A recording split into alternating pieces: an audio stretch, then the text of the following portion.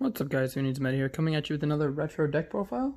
Today we're going to be looking at Christian George's Geargia, second place at ARG, I believe Philadelphia.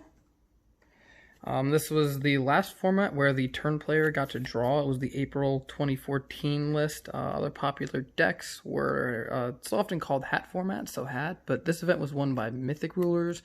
Lightsworn Rulers was also a deck. Occasionally you see some Adulterae or some Infernity. And then every once in a while you'll see some Sylvans, so let's get right into the list. The main part of the deck is the 3 armor. It's your main searcher outside of the extra deck. It's kind of the go-to card. It has 1900 defense, so you kind of set it, and when it's flipped up you get to search. And then we have the Lone Fire of the deck, 3 arsenal. This was mostly a way to get to armor, but also did gain attack for Geargia, each Geargia you control, including itself, which actually made it susceptible to Ragna 0. 3 Accelerator, this was the main special summon. This was kind of the way you went off. A lot of times you would add this from grave with Gear X rather than searching your deck, and you would keep looping it. We have the Geargiar engine, of course, the rank 3 engine, with your 3 Geargiano Mk-iis, and then your 1 original Geargiano. This was kind of your rank 3, but also your Geargia gear play to make them level 4, and then go into Gear X and other things like that. End phase Geargagear was a power play. Next, and then the last 2 monsters were just Maxx's. So this is pretty much a standard Geargia lineup. The monster lineup outside of the Maxx's never changed. It was kind of down to a science at that point. On to spells, we have the infamous double soul charge. This card just absolutely won games. It was the reason that Infernity could be a deck. It was one of the reasons that any of the dragon variants could be a deck. This card just kind of won games for people. It stole games, allowed you to set up really big boards. And then we have 1 Mind Control. There's a lot of rank 4s. This is a big rank 4 utility format, so you were pretty much always guaranteed to have a 4 on board that you were able to take and then make a rank 4 of your own. That allowed based on what was on the board. So this is another staple of the format. We have 3 Upstart Goblins or Upstart Hobins. Patrick Hoban, of course, known for saying play a 37 card deck.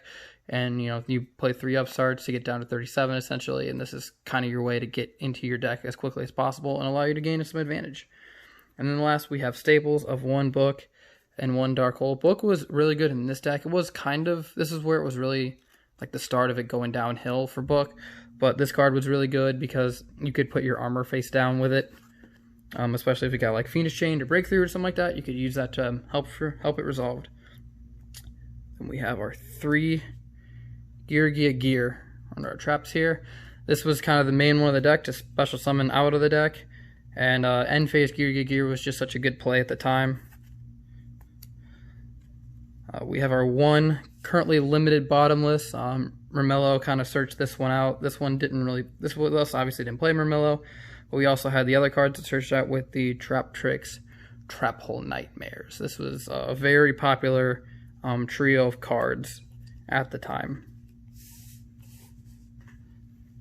Another trap that kind of saw a lot of play in this format was double Blackhorn and 3 Wiretap. Now, if you notice, we didn't play any Mystical Space Typhoons. There's a lot of debate of whether or not to play MST or to play Wiretap in the main and then side the other. You did have a little bit of Fire Fist and then the Fat deck, which also played the Fire Fist engine. So MST was really good at hitting tanky, but this was really good at hitting Sanctum because it didn't trigger Sanctum's second effect because it sent it back to deck rather than destroyed it. So it was kind of a matter of preference at that point.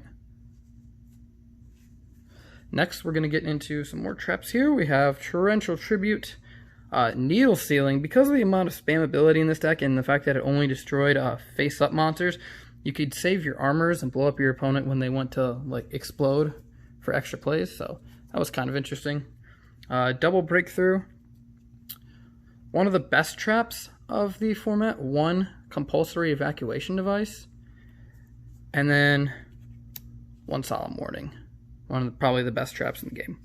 So now we will go on to the extra deck. Start with the rank 3s. We had a very small rank 3 engine of 1 Zenmaines, 1 Alucard. This card was really good because of all the back row in the format, just to be able to blow that up. 1 Temtempo, again, a lot of Exceed materials, and then 1 Soul of Silvermountain.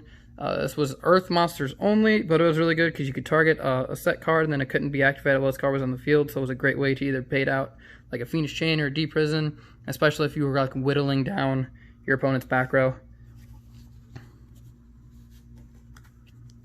Of course, we have 3 Gear X's. This is the main, searcher of the deck. It floated when it died because it's better in this deck. Obviously, the deck was made for than gadgets and things like that. 10 gadgets was a little bit of a deck, but this card allowed you to also summon another Geargiano from your graveyard, so you were able to kind of float with it. Probably the most popular rank 4s, we had the 2 101 and the Exciton. These were just really good cards in terms of getting everything off the board, stealing your opponent's monsters and equipping for protection, things like that. 1 Emerald. Because of the low monster count, this is a great way to recycle those monsters and get them back into your deck. Another really infamous card at the time, 1 101. It was a prize card at the time. There was no original reprint.